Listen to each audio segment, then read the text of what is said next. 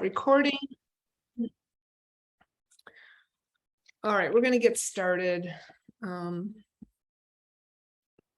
Just bear with me. There's a new system. I have to admit people as they come in, so it's going to be kind of hit or miss here. But so welcome everyone to Julie and Amy's journey to structured linguistic literacy.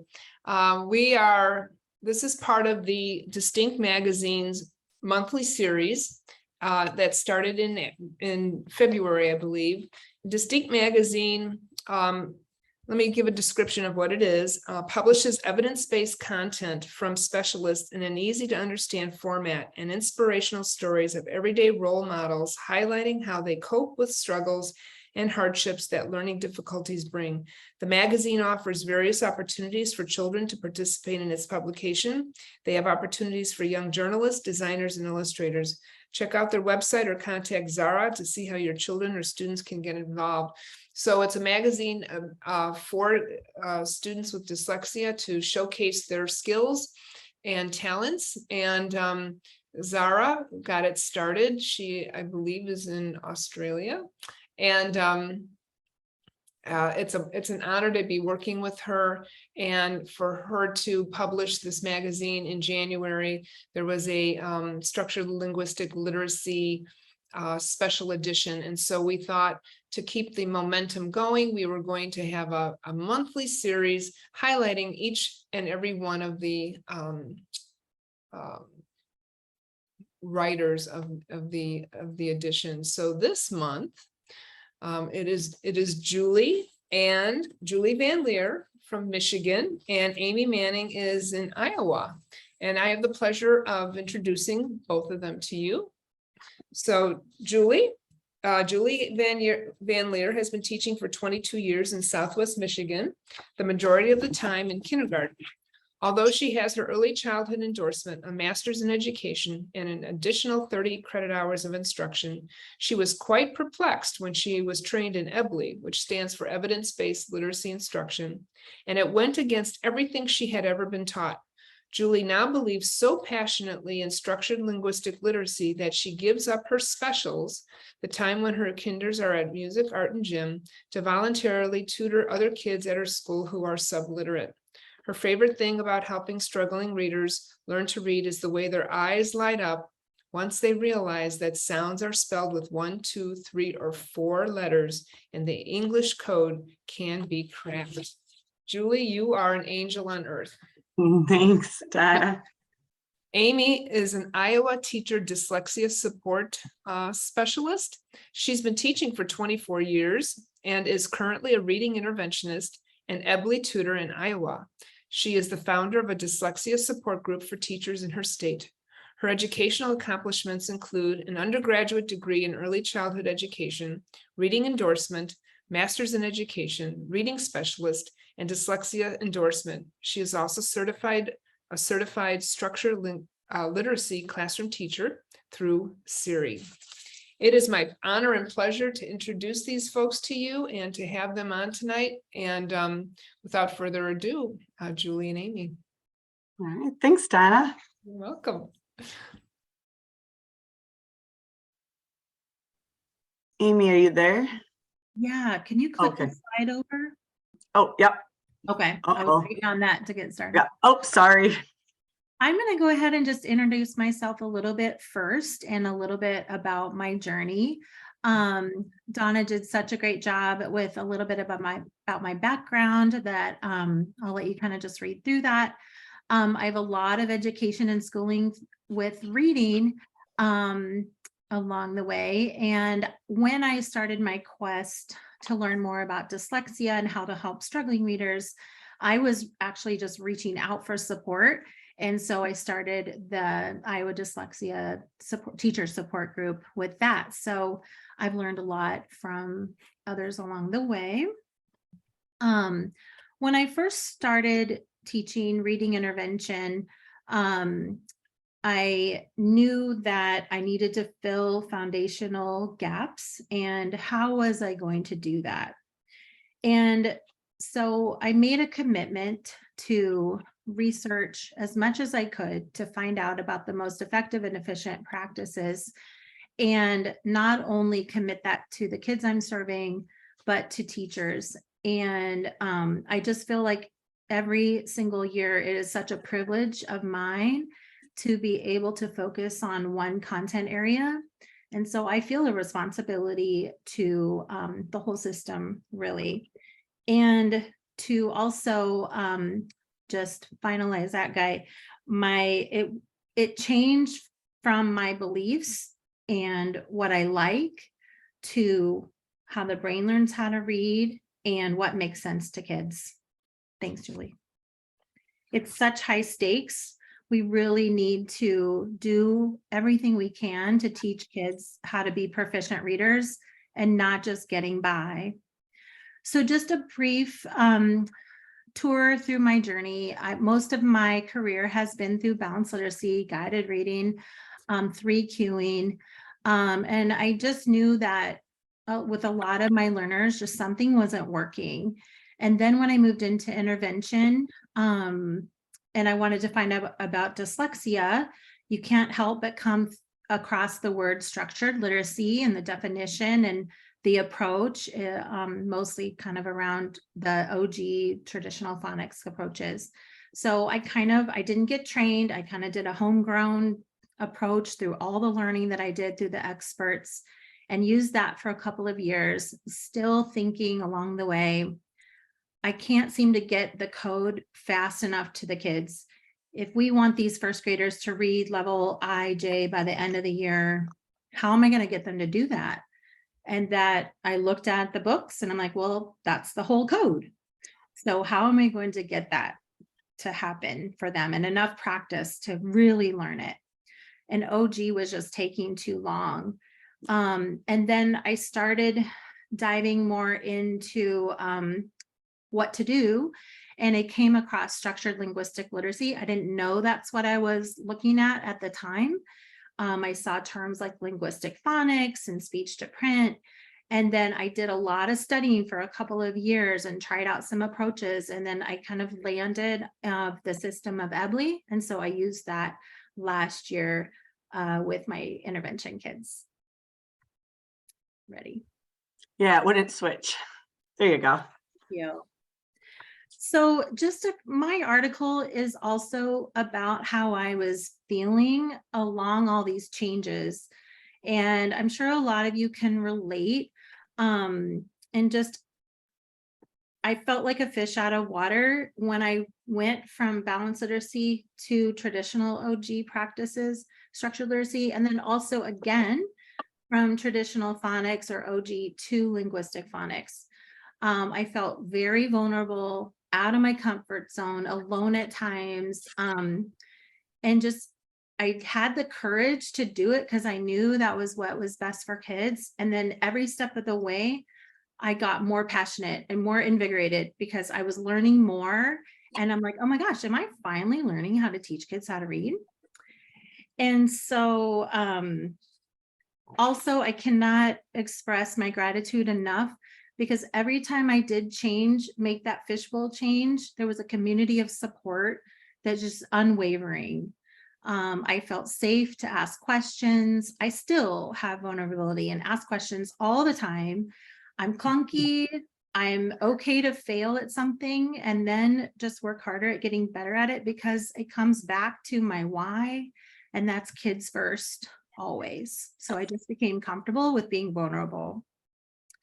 I wanted to make sure that I mentioned all of the systems that I've been learning through. So everything I'm talking about tonight, I've learned through all of these experts, all of these systems, and I highly recommend digging into some of these resources, and especially something quick and easy you can do tonight is join the Linguistic Phonics Exploration page.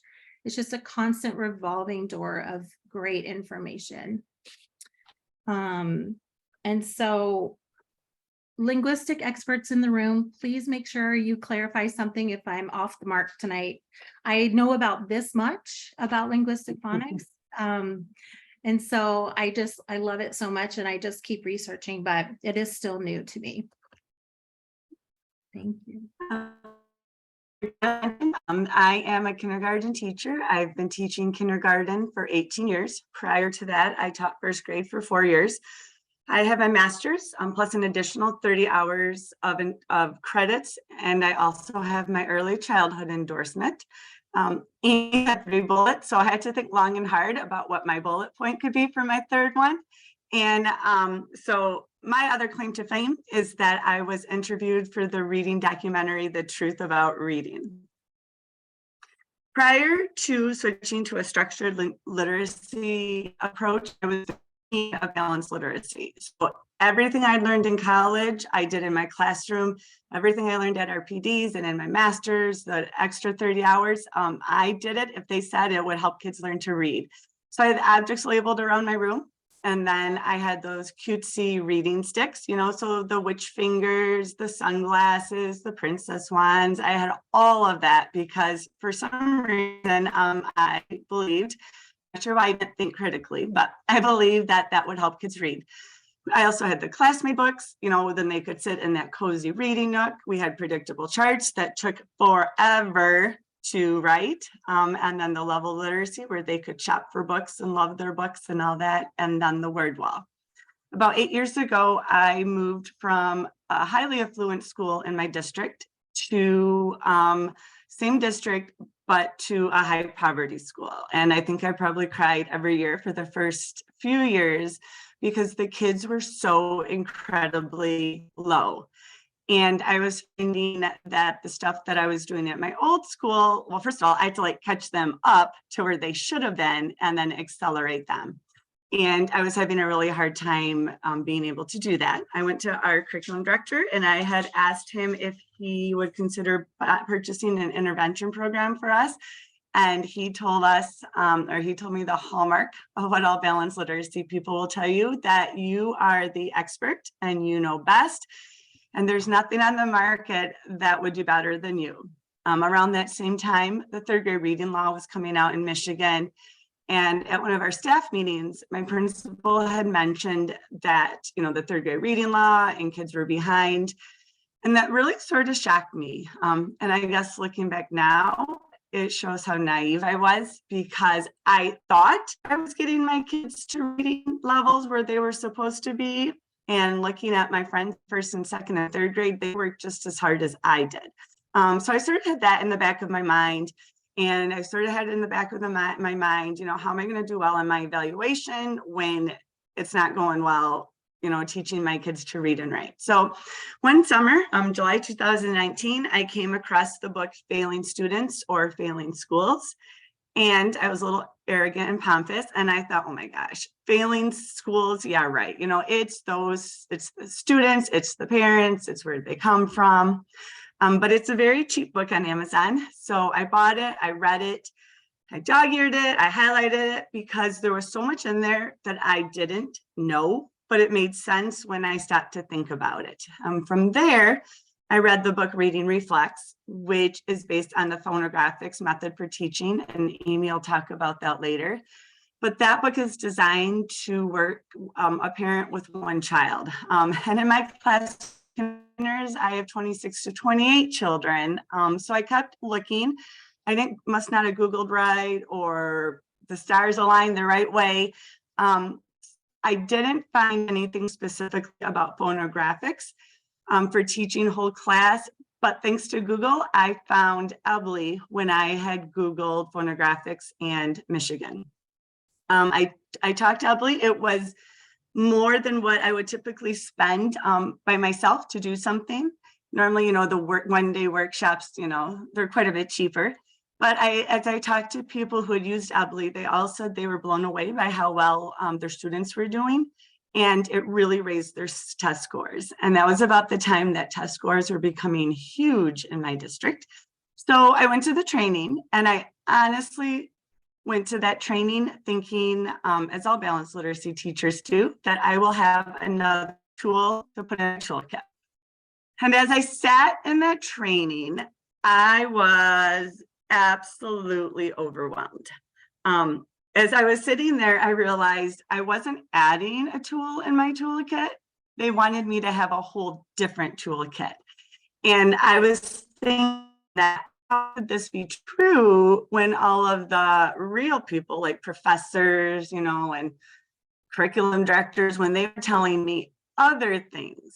But, I sat there all day, and in the afternoon, they broke us down into grade level, and they started going through the kindergarten scope and sequence. So for example, they said that the first day of school, kindergarteners can start blending and segmenting words. And I thought, no flipping way can kindergarteners do that. We start that in December, January. No way would we start it when they're 4 and 5 year olds. And then they continued to go through the sequence, and they talked about how the second week of school, kindergarteners would be introduced to 4 sound pictures. Amy will talk about that. And then that they applied those pictures to spelling and reading. And I thought, you know what, my kindergarteners don't even know how to recognize their name. They don't know how to write their name. How are they going to be writing words? And then they went on to talk about how in the 3rd month, the kindergarteners are taught to segment, spell, blend, and decode 2-syllable words. The really funny thing about that is I had often thought before that I could never move above kindergarten to teach, because I had no clue how to teach other than teaching sight words and one I know what to do. So I drove home. I was very overwhelmed. I had the conversations in my head about, will this work? Will it not? It's not what I've ever learned, but I paid all this money for it. And so finally, even though it was in my lesson plans from the first week of school, funny how teachers, if you don't want to do something, you don't have time to do it. But I finally got around to starting Ubly, and I was very apprehensive. I felt very vulnerable. I'm like, I have no idea. I also should note that I kept this to myself. I didn't tell my partner. I didn't tell anyone what I was doing. And when I started using that Ubly instruction, I was just shocked by what my kids could do. So I want to show you a quick snippet of a kindergartner reading at the end of September. It is one-on-one. Sometimes I will read with my kids one-on-one, or me and 2 students. But notice the immediate error correction, and notice the little girl's confidence as she is reading.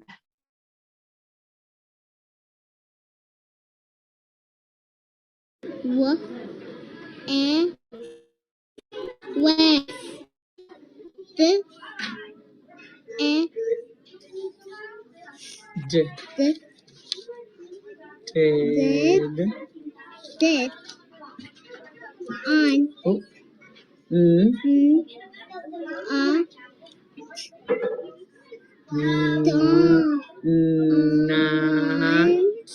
not what So one thing I wanted you to notice about that video is that is not a decodable book. That is not, it's not a pattern book. It is just flat out an article that is introducing, or that's reinforcing the sounds that we have taught.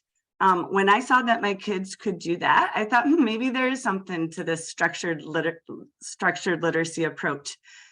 Another quick video I want to show you from first semester is a little boy. We are doing a spelling inventory, and he is segmenting to spell the words because he doesn't know how to spell them. Mind you that this is December. So, since the day 1 of school, we have, we've been saying sounds, we've been blending the sounds. There's been a lot of processes that have been put in place to make him able to do this. Watch his fingers as he does it.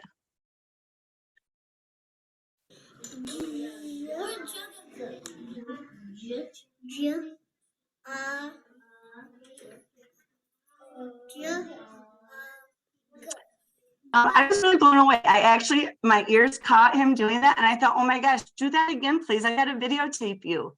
I had never ever seen a kindergartner do that, because with balanced literacy, the kids just go over to the wall and write it, or they just write some random letter strings.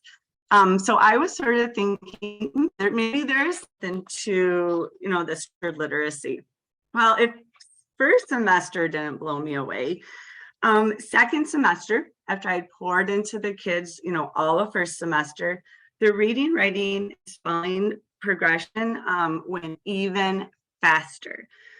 So in this first video, it is a spelling activity, but notice that, this is April. So we have been doing the same set of processes and routines since the first day of school. So we've been working on breaking this apart. We've been working on saying the sounds. We've been working on attaching the spellings to those sounds. You can hear my voice in the background, but just ignore it because you really want to tune in and listen to what the little girl is saying. We were doing some sort of science activity or science unit, I believe, and the little girl is going to spell the word electricity.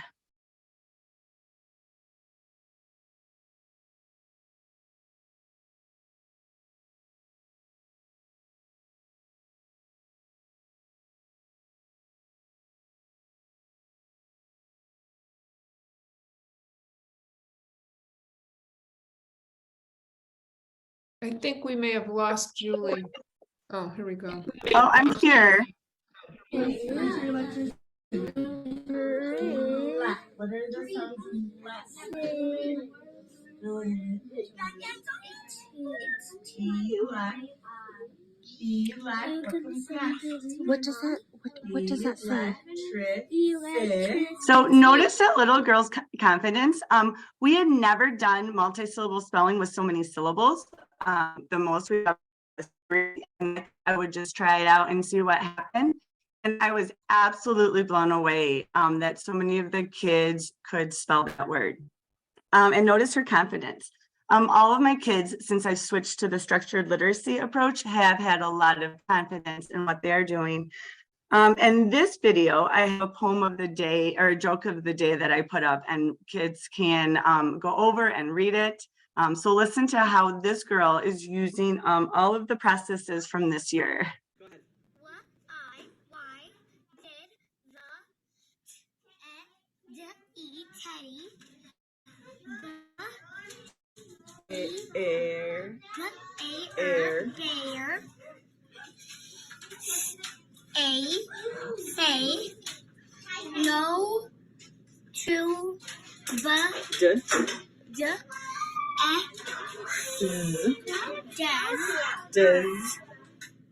desert. If you missed the beginning, it was why did the teddy bear say no to dessert? And if you're wondering, it's because the teddy bear is stuffed. But notice the little girl's confidence. There are no picture clues. It's not decodable. I didn't preface it by giving her a sentence stem. She just went up, she started reading it, and she knew what strategies she needed to use in order to read those words. So needless to say, by the end of my first year of using Ebly, I was thinking that it definitely was, it was definitely a lot different than what I had done. But it was really amazing. And you might be wondering, can a classroom full of 5-year-olds really do all of these things? Because I wouldn't have believed it. And as I was sitting in that Ebly training a year before, I didn't believe that it was possible, but it is possible. And that is because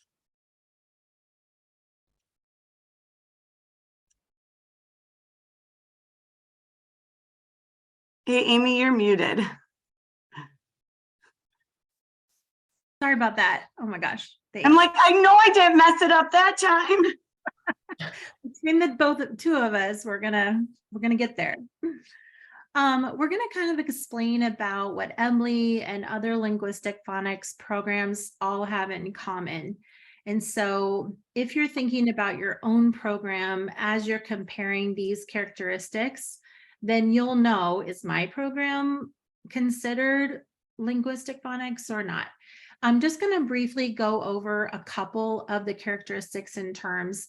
You'll hear structured linguistic literacy, linguistic phonics, and speech to print. What this means is it is structured literacy. It's explicit, systematic, cumulative. It's simple to complex, but it is led by speech, and that is different than some other programs that are led by print. It does not wait for mastery. It has interleaved practice. Can you go back? Oh, sorry. That's okay. That one? Yes, please. Thank you. Right.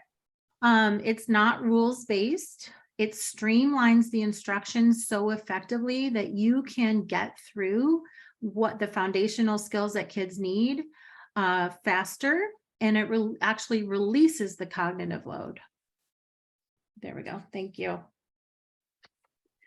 And kind of the nucleus of the systems around linguistic phonics all include Diane McGinnis's principles of a prototype that she has simplified for the best reading instruction. And so I'll just quickly go, I simplified them. They are listed in her books. And this was years and years ago. And so what happens is of course, what good teaching and practice is taking those bases and improving it and refining it and working with kids and constantly making it better. So all of these systems have this nucleus first. It's no sight words. So it's not all words are treated the same because it's speech first. No letter naming, teaching of them goes in when you're teaching reading and writing. That can be in a different place of instruction.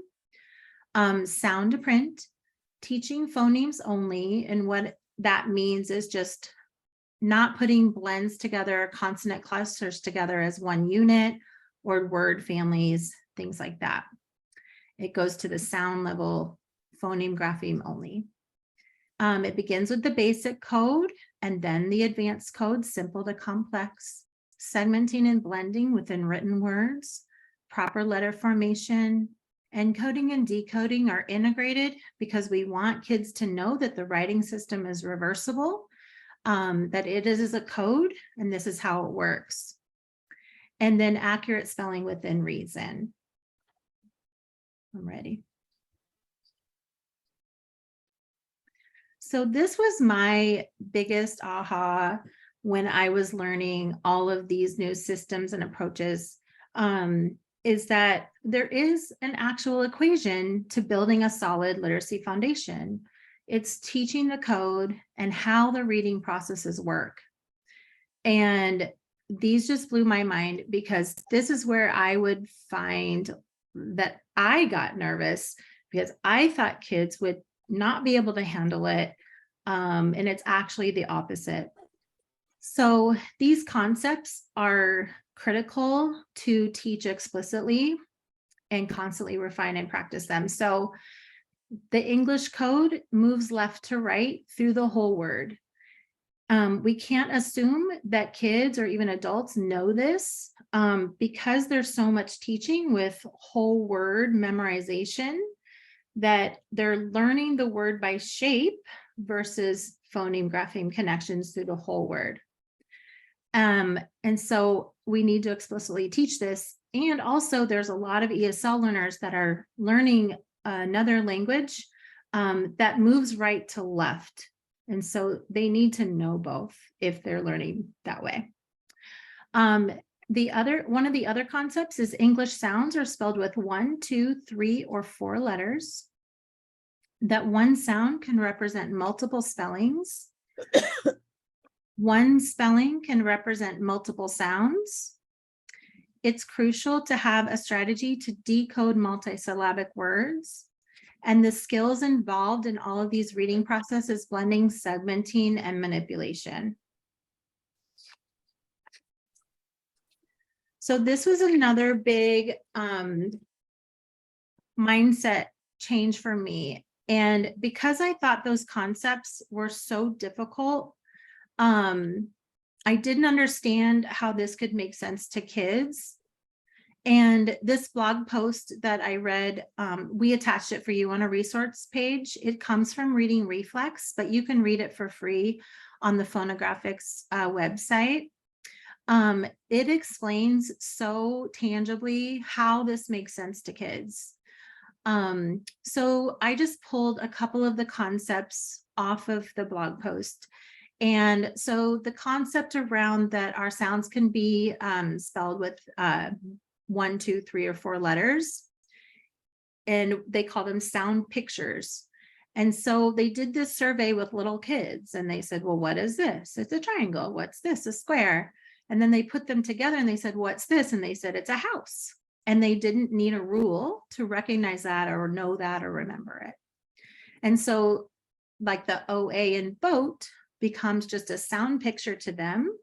And then it's just the way it is. So it makes sense to them. I just love it. And another concept like, oh my gosh, I can't teach 6 different ways to spell a sound. That'll be too overwhelming.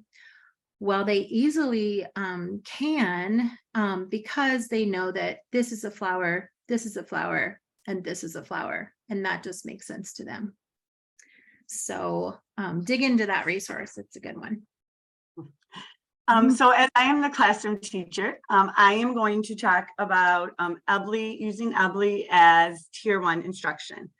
As I had mentioned, when I went to the EBLI training, I sort of just stumbled onto something. I wasn't quite as smart as Amy, and I hadn't thought all these thoughts through. I was just looking for one more resource.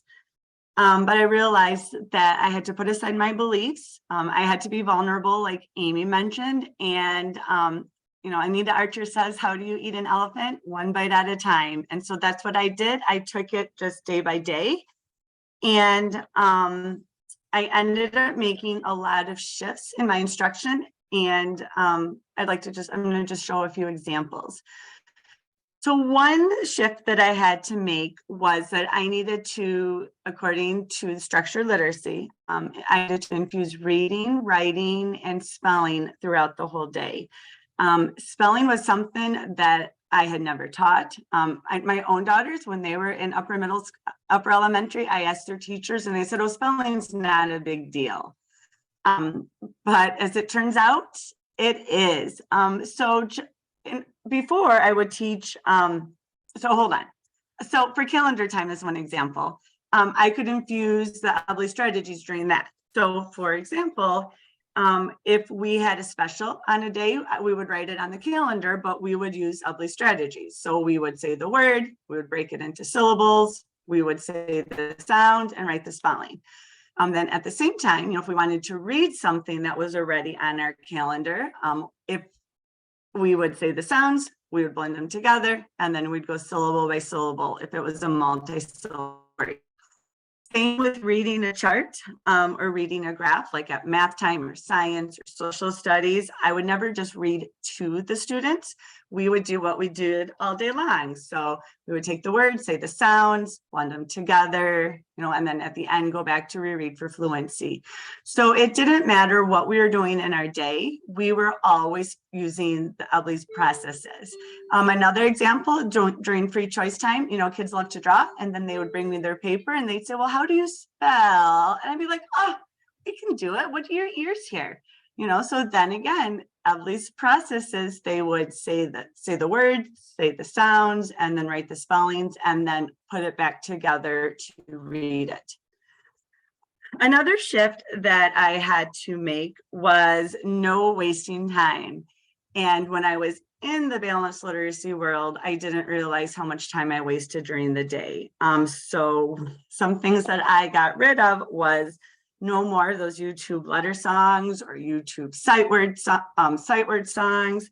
None of those silly, color in, teacher pay teachers worksheets. Every single minute counts from the time my kids walk in the door in the morning. And because I made that shift, there have been monumental shifts in what my kids are able to do. So, for example, when the kids are learning the different spellings of the different spellings for, they were reading words. Some of the words were unfamiliar to my students, the EL kids, but also just, the other students in my room. So then we had vocabulary development. Looking at the bottom 2 slides, these are writing samples from K. They are towards the end of the year. There's no way that my kids were able to do that first semester, but because I taught the same routines and strategies all year long, my students were familiar with the process. And so we used our Ebley strategies for synthesizing science texts and combining it with writing. We used the Ebley processes for opinion writing, adding detail. There are so many standards that we can cover when we get right to work and we don't waste a lot of time. Another shift that was really hard for me was to not teach in silos. So I'm very rigid, very type A, and I loved, we have our math time, we have our phonics time, we have our phonemic awareness time, we have our science time. However, all of those can be integrated into each other, and you come out at the end with so much more learning. So again, these are spring of kindergarten samples. Definitely not what I would expect my kids to do in the fall. However, because Ebley is explicit, it is systematic. Our lessons in the fall last about 30 minutes. I would say a few months in, they're working for 45 to 60 minutes at a time, and they're engaged and working the whole time. So there are scaffolds along the way. We took the word germination. It was a science vocabulary word. And we have you see the spelling, you see the reading. When we summarize stories, we answer the questions who, what, where, when. We come up with our summary sentence, which really helped my I read your reading scores, by the way. And we also incorporated the Ebley strategies in our social studies text. Since we don't have school on Memorial Day, we did a lot of activities with that. Another shift that I had to make, when my very first principal used to say to us that kids rise to our lowest expectations. And looking back now with balanced literacy, my expectations were pretty much near the ground. And one big shift that I had to make was to set the bar high to accelerate students' literacy acquisition. Oops. So when I set the bar high, I was pleasantly impressed with what came out of that. In the first video that I want to show you, it was one of my spunky kids. We'll just say he spent a lot of time in the fall jumping around, crawling around, running around. But my expectations for him were the expectations for everyone else. And because I had the bar so high, check out what he could do by spring. Oh, maybe. Oh, sorry.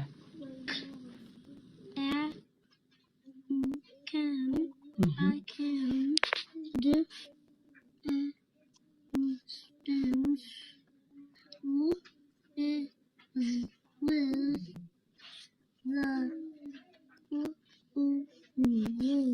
I can dance with the moon. And then I can dance with the moon. Now I have to tell you, we were in the library and the kids got they were exploring caves. So they had a book, they had their little flashlight on, and our librarian said that she gave them a picture or a paper, and she said, you can color your favorite picture. And as I was walking around, I was so shocked to see that I had a lot that were decoding and reading. Had my expectations been what they were when I taught on balanced literacy, there's no way that this little boy would have been able to read that code. He came in knowing a few sounds, but that was about it. Another thing that I appreciate when I switched to structured linguistic literacy is that the bar was set high for everyone. As a teacher with 27, 28 kids, I always have a hard time reaching my very highest readers. But with Ebley, even the highest kids are moved right along. So here's a quick little snippet of our Memorial Day writing and, our Memorial Day reading. And I was passing out our text. We had done some Ebley strategies and processes with it to warm up. And kids were getting drinks, some were probably jumping off the tables. And my ear caught that this little boy had actually started reading. He entered kindergarten knowing sounds, but he couldn't apply them to reading. Memorial Day is celebrated on the last Monday in May. It is a holiday to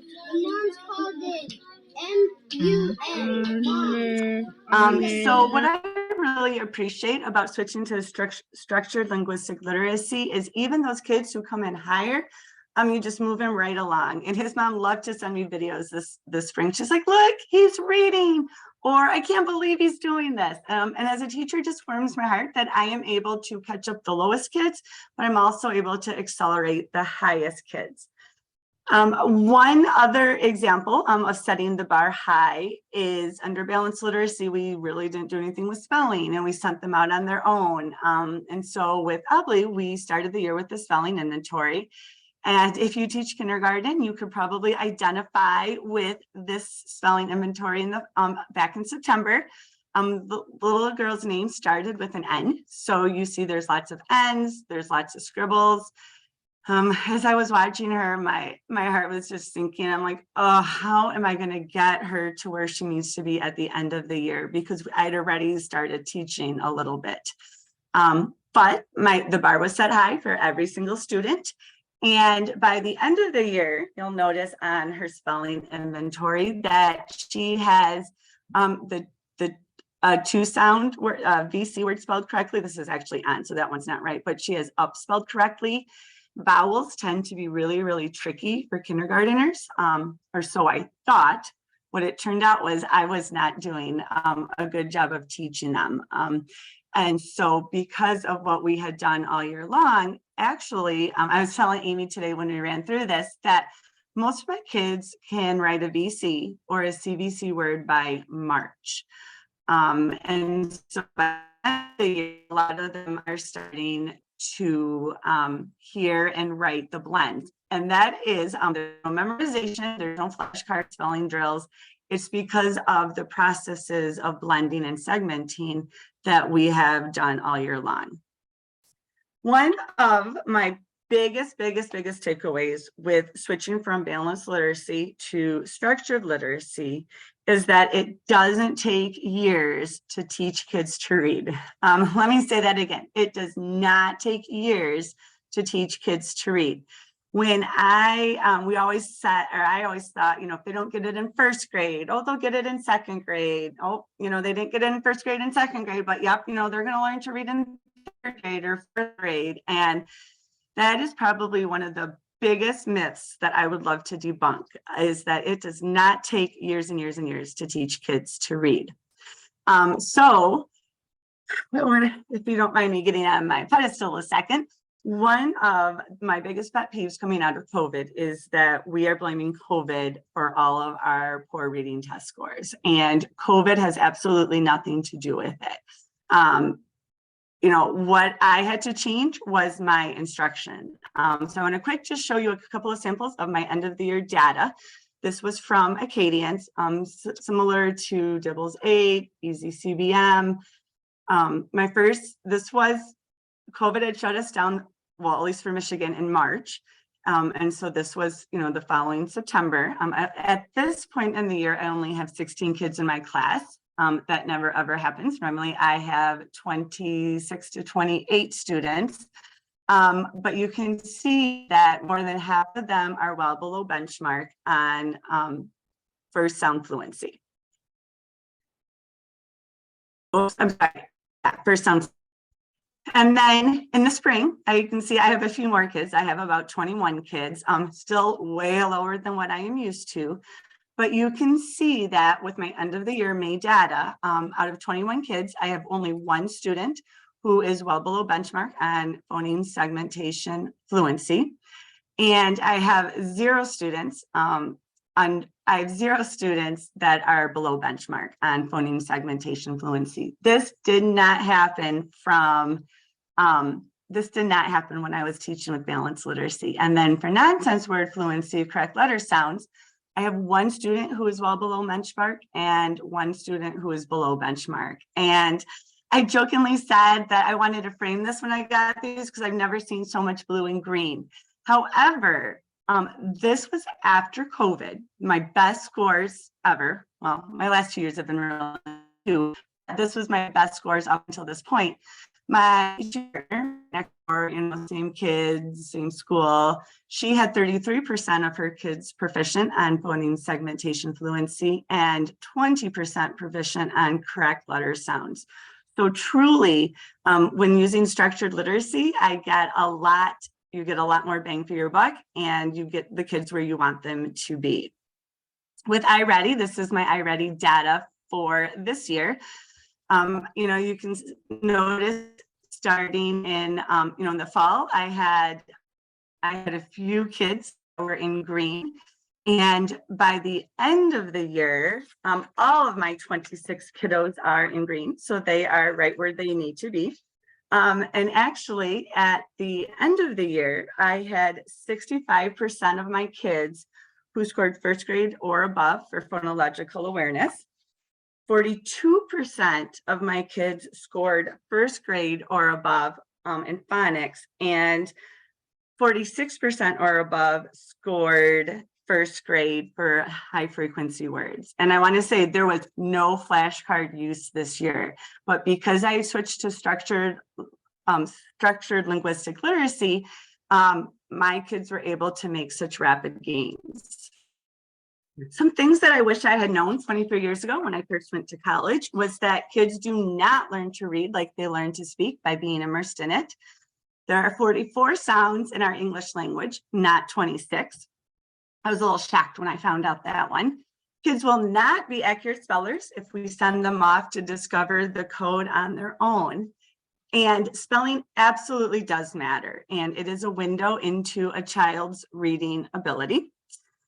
And what I found out after the first year with Ebley, and I wish I would have known 20 years ago, is that YouTube songs, teachers pay teachers, and flashcards won't teach kids to read, write, and spell. And actually, Haggerty and Patrick's passbook will also not teach kids to read, write, or spell.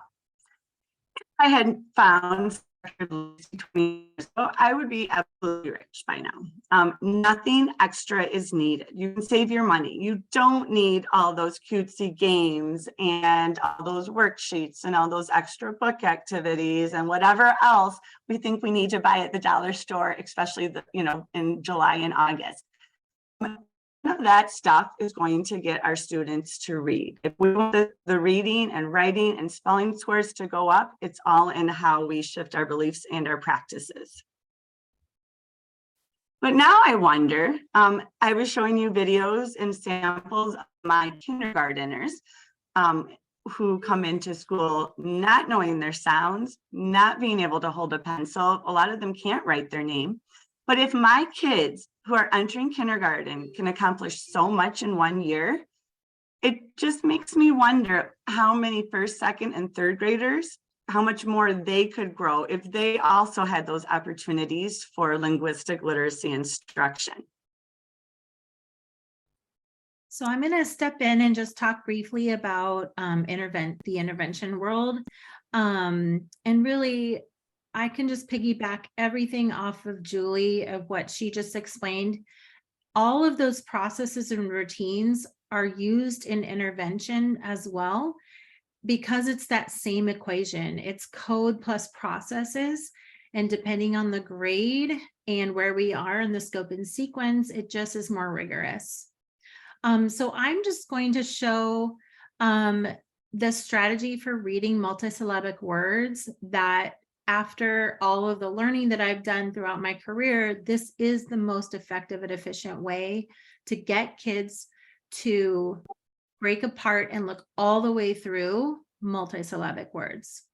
So I'm going to just talk a little bit about that first, and then I'll set up the very short video about it. It's not rules based, so there's no syllable types being taught. It's speech first, broken into the syllables that make sense to kids and how it comes out their mouth because they can say that word. I just watched a wonderful webinar with Miriam Fine on the Sounds Right Symposium. So if you haven't tapped into the symposium, that's a great resource to sign up for. And I'm going to quote her a little bit because she just said it so perfectly that it made sense to me, that kids can handle comfortable mouthfuls of sounds. And the reason that we can skip straight to no syllable types is because if you're teaching it in the traditional phonics way of learning and trying to remember syllable type rules and forcing them into syllable types, dividing and coding, you have to end up in the real world of reading and writing, you have to end up flexing the sounds anyway. I just loved how she said that. So why wouldn't we just go straight to what works right away? And it's faster and better. You'll see that this student is segmenting, blending, and manipulating. He's got set for variability setting in and flexing sounds, and self-teaching is already kicking in. And this is where you can really be diagnostic and prescriptive with students, with your error correction, scaffolding for working memory, pronunciation, vocabulary, morphology, etc. So this is a tutoring student of mine this summer. This was his very first day doing multisyllabic reading with me, and this was his last word on the page. And he's already learning how to do this process so well. And you're going to see all of these things happening at once. I'm ready.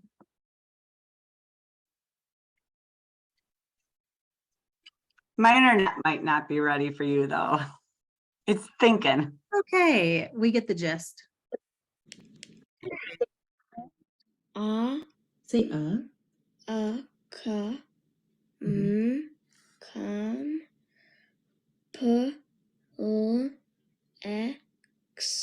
Plex, Comaplex, Say come. Comaplex, Take the out right here.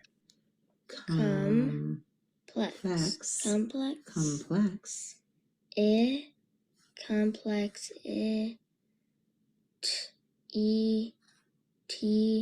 Complex, T, Get that guy in there. Complexity, complexity. So as you can see, just a little bit of time it takes for kids to really get the gist of reading multisyllabic words. So I just have a little bit of data I can share. This is my first grade intervention data from year 2021 and then also last year. The only thing I changed was, well, I did change schools, but they're both high title schools in my district. But the only thing instructionally that I changed was going from kind of my homegrown OG approach to EBLI. And visually, you can see the difference. And I know in intervention, there's so many factors that create these outcomes. So it's hard to say that EBLI was the sole reason for these scores, but it's enough for me to continue to get better at it and to continue with linguistic phonics. We use FastBridge. So the pink is our A reading computer adaptive measure for universal screener. And then the black is FastBridge oral reading fluency. So huge growth. So bear with us, we have a few more slides and then we will stick around for questions at the end. I know we're a little bit long-winded, but it's passionate work. So thanks for sticking around. Some crucial practices that you can accelerate your academic growth with your students, no matter what program you're using. There's more, of course, but I feel like these are really easy to implement and effective. So Stop teaching by whole word memorization. We really need everyone to do this. It robs kids of what they need to learn how to read and decode and encode, and it's really hard to undo. And it causes a lot of trauma.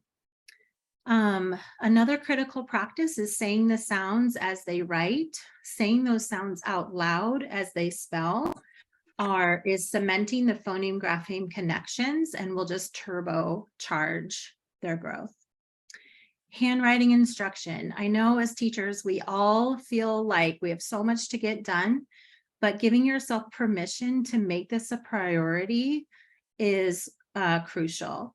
And it has to be teacher-led and error correction, because kids are practicing letters wrong all the time and it's becoming really permanent in the wrong way. And that's also really hard to undo. And it doesn't include like a packet in a center. It has to be teacher-led. And then giving immediate feedback and error correction with reading and spelling. Kids love to hear when they're doing things right. And then the error correction will also accelerate their growth.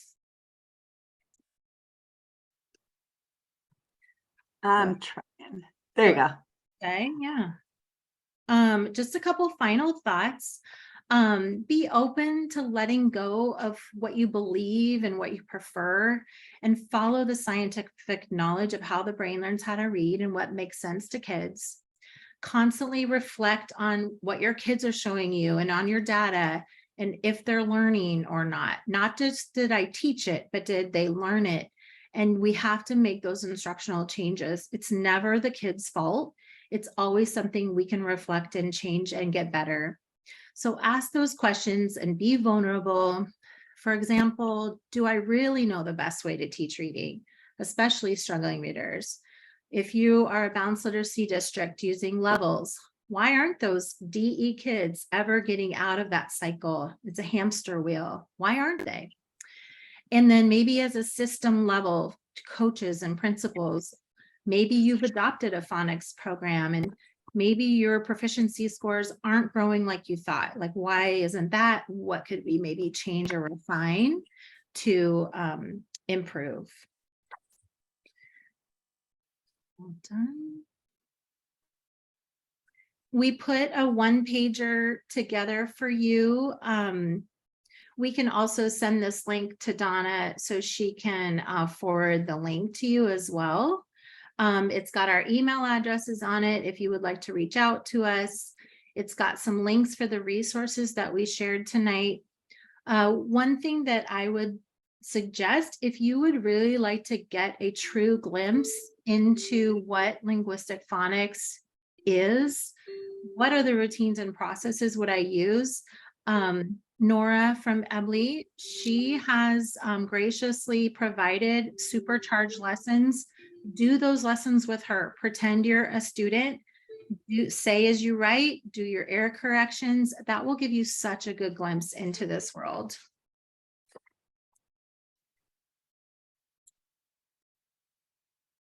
We have just a quick announcement and then a Q&A after that if you would like to stick around. But try something with linguistic phonics. You will be amazed at what your kids can do.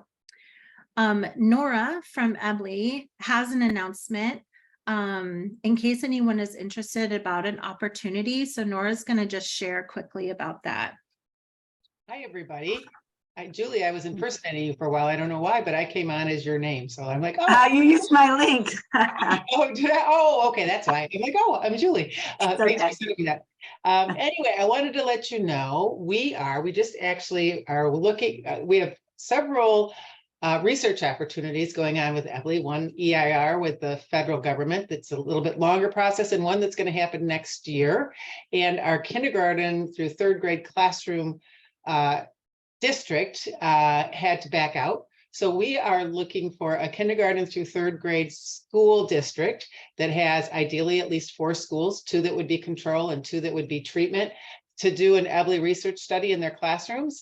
And I will put a link in the thing. It's free for the schools, of course. of a survey. If you're at all interested, you can fill out the survey and we'll send you some more information about that, so that you can find out about it. It has to be a school in the US, and it has to be a school that's not doing a new initiative for literacy instruction this coming year either.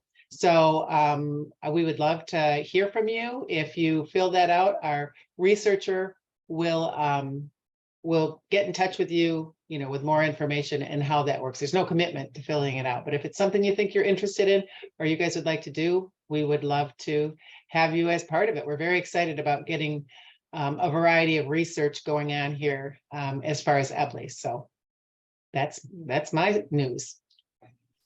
Okay, thank you, Nora. Very good. Does it have to be in Michigan or it could be anywhere, right? And anywhere in the US, yes. Okay. Any state. All right, very good. All right, Julie and Amy, thank you for that wonderful presentation, and thank you, Nora. We are open for questions right now. We only had one, I believe. At the beginning, it was, do you use decodable texts? From a classroom perspective, I do not. I use all the texts that come with EBLI. And as my students get into the school year, I supplement with a lot of ReadWorks articles. I have some kids reading Frog and Toad. Some kids love Elephant and Piggy. The No David books, I think it just boosts their confidence because they're so easy. But I do not use decodable texts. I do not use decodable nor level texts. So it sounds like it's more authentic texts kind of from the get-go. I know EBLI has decodable text in it for the lessons, but after that you're doing traditional authentic text, it sounds like. Yep, I always mirror it with what we're doing in science and social studies, or like the seasons or whatever interests the kids. Okay, wonderful. All right, what else do we have here? Here's one. Anyone else in your school that gets on board? Amy, do you want to go? You go ahead. Right. You have more experience in with that. There are other people in my school that are definitely interested. The problem is that we are dealing with egos at the administration level down from, and they're not open to supporting anything other than balanced literacy. And so much for data, right? Data does the talking until you get really good results, and then they won't even set up a time to meet with you. I think part of it too, it is very new, even though it's not new, it's new to us. And just kind of getting it out there and people trying things, and hopefully we'll snowball some of these practices. Okay, here we go. It is my understanding that mastery of letter names, letter naming fluency is critical for mastering letter sounds and letter sequence for spelling, but a slide dismissed the importance. Well, I just from listening to the experts with linguistic phonics and Nora a lot, that letter names are not a prerequisite to learning how to read. You need sounds only, and the segmenting and blending processes. If anybody wants to jump in and add more. Julie, do you have anything else? I don't personally, I think you said, but you have a lot of different webinars, and they address, they address so many different things about, about, I believe one about handwriting. There may be, I know I watched a webinar about spelling. It's about all I have. And Nora explains that when you're learning letter names, almost every letter has two sounds in it. And so it gets confusing for kids when you say M, it's m. So if you're really teaching sounds, it gets confusing when they're trying to apply That's And so that's why there's no like isolated practice of like a apple and things like that. mhm. The kids do learn the names, but it's always through handwriting the alphabet. So they learn them, but you don't need them to read or to spell. Or to be directly taught. It's almost incidental, I think. You know, the learning, the letter names. Okay. What else do we have? And I might add one quick thing while you're looking, Donna. Was that question including fluency, letter naming fluency? Right. And I'm wondering if that is more connected to RAN and getting information about RAN. That could be.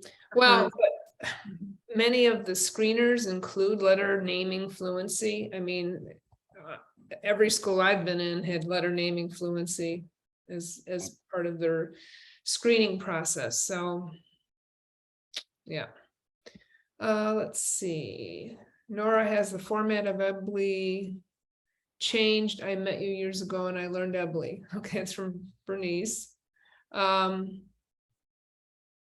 does structured linguistic literacy differ from structured literacy? It doesn't, it just words that came out of my mouth. All kinds of different names that it goes by. Well, Go ahead, Donna. I would say structured literacy is it's the framework of learning language. So it's very explicit, structured, systematic, and it includes spelling, encoding, decoding, writing, complete, and it includes all the subject areas. It's not just for reading. And that's my understanding of it. Okay, what else do we have? How many hours is the initial training with EBLI? Go ahead, Julie. I have no idea. I did it 4 years ago. Nora, could you help us out? We'll help you out on that one, yeah. EBLI is transitioned, those of you who asked from long before, from all in person to now it's all online. There's one day, about 4 to 6 hours of pre-learning, orientation, theory, and background. And then it goes over time where there's student instruction that includes the teacher learning as they're learning with the students. Our researcher that we're working with right now for next year said, no one on earth is doing what we're doing, because how we do our training piece is that we train the teachers, they get to see it in action by video in a classroom, whatever grade level they're doing, and then they get a training with it. But what we do is when the teachers are learning the activities and getting trained in it, there's actually a video where I will teach their student the activity while they facilitate. And we gradually release the teacher to independence in their teaching once their kids become more familiar and they become more familiar. So it's more front loading of the teacher learning while the student instruction is going on, and then that fades away over time. And I'll just give a testimonial to that, just being in the system for a long time, like so many of us. I've never seen a system or program do their consistent professional development along the way, do it better. It is hand-holding the whole way, and the customer service is, they have a small team, but they are such a community of support.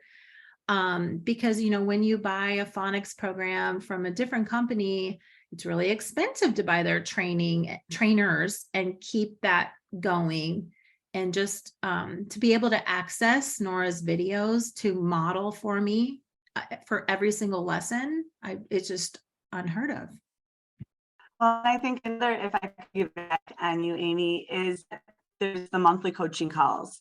And I find those so valuable, because, you know, you can always go back and watch old ones and people ask questions that, you know, everyone else has. And I've never been trained in a program where we get to, you know, once a month meet with the creator and have our questions answered and have case studies. And to me, that is like hands down the best thing.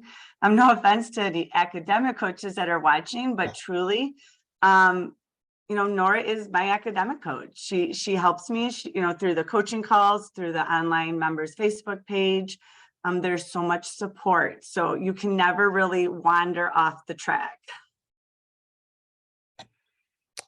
Okay, next question. But what about letter iconicity? This is not my opinion, but it's research based. So iconicity is the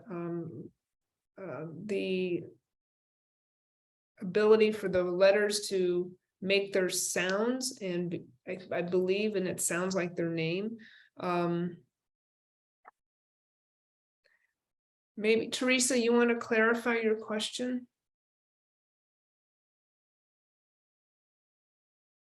We'll come if she wants to hop on. I don't know if she's still on. Okay. Oh my gosh, we got a lot of messages here. I see a question kind of at the beginning from Rachel about secondary level for intervention. And Ebley's intervention track is for all the way through 12th grade or adults even, Nora, right? And then I noticed that you were investigating a little bit with Trisha Miller's that reading thing, and I'm actually taking that training right now, and it's wonderful as well. So you could dive in to both of those as secondary resources. Thanks. That was my question. Hi. Thanks so much for this presentation. I've been really excited after doing research in the last couple of months around all this, and I was able to join the Sounds Right Symposium as well. But just in terms of trying to encourage my high school intervention teachers to move in this direction, what I was looking for is like to point me in the direction of some research. Like everybody wants to see research and evidence that works. And I hear the K-2, K-3, but does that exist for EBLE in the secondary intervention level? Can I answer that? We'd love for you to. Rachel, if you would reach out to me, I can give you the data that we've had, but secondary, actually, the gains that we get are, even to me, still truly unbelievable that you wouldn't even imagine, even in comprehension, like 6-8 grade level gains in a very short amount of time. We have data on that. We also have ACT data and all kinds of things. But what I would say for your teachers with the secondary is go on to our YouTube page and do those supercharged lessons. They're going to be used in prisons and jails. They're intended for high school, adult, middle school. Some people are using for the first grade class, but really they're intended, in how I presented them was with secondary adult learners. And so there's probably 3 or 4 hours of them, but there's, slow, you can do one at a time, anywhere between 10 minutes. I think the longest one might be 30 minutes. But that would give your teachers an idea of what's possible as far as with their students, and they're free. So it's called Supercharge. There's Supercharge I linked it in the chat if you want to grab it. I appreciate it. I'm so thankful that you were able to answer my question. Thank you. Yes, my pleasure. I just wanted to clarify that no, I do not use Haggerty. The point of phonemic awareness is that it is the foundational for having phonics to stick. And so you need to get down to the phoneme level. So we do blending, we do segmenting, we do manipulation of sounds, but that is all within all of the reading and writing we do. So we don't waste time with those 1 minute, 2 minute, 3 minute activities. My kids whenever we're reading, we are blending and segmenting. And whenever we're writing, we're blending and segmenting. So no, I threw away my Haggerty book. There was one other question someone said, what do you do when you are pulling kids one-on-one? And that is always the tricky question. We had breakfast in our room this past year. So I would start, once I had the routines established for breakfast, I would pull my kids to read with me. Also, when we had to do I Ready, I would pull them when they were doing that. I would put them on Ebley's apps and they would do the Ebley apps, and I would pull kids. We do a lot with puzzles. If you watch a young child try to do a puzzle, a lot of them cannot. So we had a lot of puzzle time. I gave them time. We did Play-Doh. We went to Epic. We did the Ebley apps during I Ready. If it was inside recess, kids would love to sit with me, so I would read with them then. My goal, I had 20, I had between 27 and 26 kids this year. My goal was that I read with my lowest kids every single day. And then my other kids, I wanted to at least touch base with and read with them once a week. So I hope that clarifies. Okay, so if you want to download this chat, because there was a lot of information in it, go to the bottom and there's 3 dots. Press on that and you will find that you can download this chat to your own computers. Okay. All right. I want to thank Julie and Amy for being here, as well as Nora.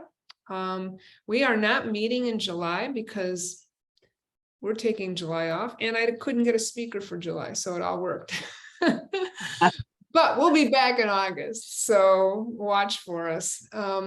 And if summer's a great time to learn something new, so start doing research on speech to print or structured linguistic literacy, and you'll see how it can change your instruction. All right, folks, it was great to see you all. And wait, can I say something to Amy a minute while she's still on Zoom? Sure. Amy, I wore my shirt for you today. I don't know if you can see it, but it's a hamster and a hamster wheel. Because when I ran through our presentation, you were talking about that this afternoon. I'm like, I have that shirt. I just wanted That's hysterical. Thank you guys so much for